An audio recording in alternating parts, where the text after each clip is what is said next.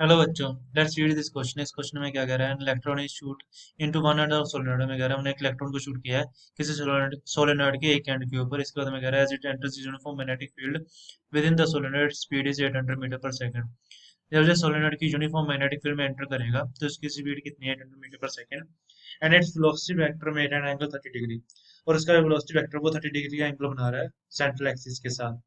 इसका तो मैं कह रहा था solenoid carries 4 ampere and has 8000 turns. हमारा सोलेनोइड है, उसके ऊपर हमारा 4 एम्पियर करंट है और 8000 टर्न्स है along its length. How many revolutions does the electron make along its helical path within the solenoid by the time it emerges from the solenoid opposite end? हमें पूछ रहा है हमारे जो इलेक्ट्रॉन है वो कितनी रेवोल्यूशन हमारा मेक कर देगा जब तक हमारा इलेक्ट्रॉन क्या है सोलेनोइड के दूसरे एंड तक पहुंचेगा। तो इस क्वेश्चन का सबसे पहले हम की कंसेप्ट चेक कर लेते हैं। हमारा की कंसेप्ट क्या है? इस क्वेश्चन में हमारा की कंसेप्ट होगा मैग्नेटिक फील्ड इन सोलेनोइड। मैग्नेटिक फील्ड इन सोलेनोइड। सोलेनोइड सबसे पहले हमें मैग्नेटिक फील्ड पता नहीं चाहिए। हमारे सोलेनोइड में मैग्नेटिक फील्ड कितनी होती है? हमारी मैग्नेटिक फील्ड होती है b is equal to mu naught n i by l. N होते हमारे नंबर ऑफ टर्न्स, एल होती है हमारी लेंथ, आई होता है हमारा करंट, म्यू नॉट हमारा कांस्टेंट। इसमें हमें क्वेश्चन में क्या दे रखा है? हमारा एक सोलेनोइड है कुछ इस तरह से, और हमने इसके एक एंड के ऊपर ऐसे कुछ इस तरह से इसकी वेलोसिटी में दे रखी है 800 मीटर, और हमारा एंगल दे रखा है 30 डिग्री। एंगल है 30 डिग्री। ऐसे हमने एक इलेक्ट्रॉन को फायर किया और हमारा ये पता है हमें हेलिकल पाथ फॉलो करेगा। हमारा हेलिकल पाथ कुछ इस तरह से होगा, और ऐसे करते करते हमारे एक एंड से निकल जाएगा। तो हमें ये बताना है हमारी नंबर ऑफ रोटेशंस कितनी कवर करेगा। तो हमें मैग्नेटिक फील्ड पता है, हमें ये भी पता है हमारा कितने टाइम तक इस सोलेनोइड के बीच में रहेगा। वो टाइम है हमारा t is equal to 2 pi m divide by q b. यहाँ पर एम है हमारा मास ऑफ इलेक्ट्रॉन, क्यू है चार्ज ऑन इलेक्ट्रॉन, बी है हमारी मैग्नेटिक फील्ड कितनी है सोलेनोइड के अंदर। और हमें पिच भी पता नहीं चाहिए। हमारी पिच का फॉर्मूला क्या होता है? पिच होती है हमारी p is equal to b parallel into time. अब हमने निकालना हमारी नंबर ऑफ रोटेशंस। और हमारी नंबर ऑफ रोटेशन किसकी इक्वल होती है? Number of rotation equal to total distance covered. हमारा एल डिस्टेंस है, हमने मान लिया हमारा जो सोलेनोइड है इसकी लेंथ हमने एल मान ली। एल डिवाइड बाय पिच,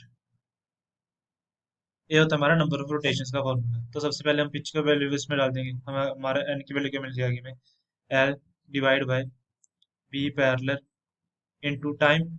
हमने टाइम की क्या वैल्यू निकाली थी? 2 pi m upon q b. हम इसमें टाइम की वैल्यू डाल देंगे, हमें क्या मिल जाएगा? L B parallel into 2 pi M, Q भी हमारा ऊपर चला जाएगा। हमारे यहाँ पर चार्ज की वैल्यू कितनी है? मास चार्ज होता है हमारा ई, और हम मास एक बार एम की जगह एम ई लिख लेते हैं, बल्कि मास ऑफ इलेक्ट्रॉन। वी हमें पता है, वी हमारा mu naught n i divide by L. हमने यहाँ पर देखा था हमारे सोलेनोइड के अंदर मैग्नेटिक फील्ड कितनी होती है। हम इसकी वैल्यू भी इसमें डाल देंगे, हमें क्या मिल जाएगा? L e mu naught n i divide by v parallel into l into 2 pi m. हमारे यहाँ पर एल से एल कट गया। हमने इसको फर्दर सिंप्लीफाई किया, हमारे पास क्या बचा? N is equal to mu naught n i divide by 2 pi v parallel into e upon m. और हम देखें हमें ई अपॉन एम की रेशो पता है। हमारी ई अपॉन एम की रेशो कैसे इक्वल होती है? हमारा e m upon m is equal to होता है under root 3 × 10⁻11 coulomb per kg. ये हमने वैल्यू हमारे एक्सपेरिमेंट में मेजर की हुई वैल्यू है। ये वाली वैल्यू हमारी क्या होती है? कांस्टेंट होती है फॉर इलेक्ट्रॉन्स। तो हमारी वैल्यू इसमें डाल देंगे। हमें म्यू नॉट पता है, एन पता है, आई पता है, और हमें वी पहले देखना है। हमें वी कितना दे रखा है? 800 मीटर पर सेकंड। और हमारा एंगल कितना है? cos 30।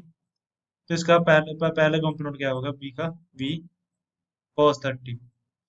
इसकी वैल्यू हम इसमें डाल देंगे। हमें इसके इक्वल क्या? N is equal to 4 pi into 10⁻⁻7 into हमारे एन की वैल्यू कितनी थी? एन की वैल्यू हमारी 8000 इंटू 8000 इंटू करंट है हमारा 4 इंटू 4 डिवाइड बाय 2 पाई इंटू वी है हमारा 800। 800 इंटू cos 30। यहाँ पर हमारी एक टर्म और मल्टीप्लाई में इसको रेज कर लूँ, और हमारी वो टर्म है ई पॉन एम, वो हमारी किसकी इक्वल है? Into under root 3 into 10⁻11। हमने सारी क्वेश्चन को सॉल्व किया, जैसे हमारा 2 पाई से 2 पाई 4 पाई कट जाएगा, यहाँ पे 2 बचेगा। हमने इस क्वेश्चन को फर्दर सिंप्लीफाई किया तो हमारे एन की वैल्यू किसके इक्वल आ गई, N is equal to 16 into 10⁵ तो हमारी टोटल नंबर ऑफ रेवोल्यूशन इतनी होगी।